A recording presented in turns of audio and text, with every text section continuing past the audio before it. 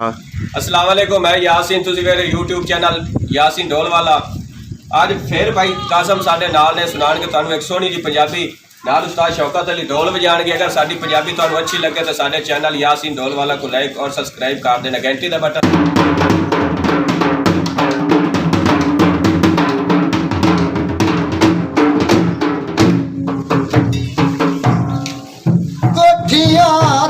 पखियां ची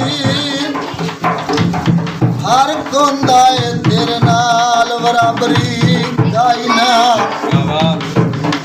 दुश्मन दी बाग नू चावना ना आए तेरी जुत्ती तू नबरी गाई किसे गल तू मैं बंदा चुप वतना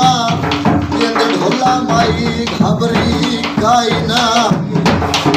तेरी दात सिवा में कसम चवाला है और मैं तेरा और मिलाद रिकाई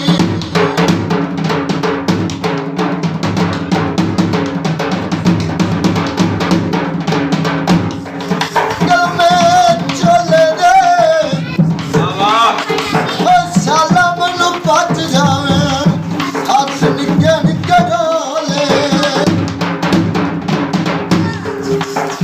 बंदा उसनु यार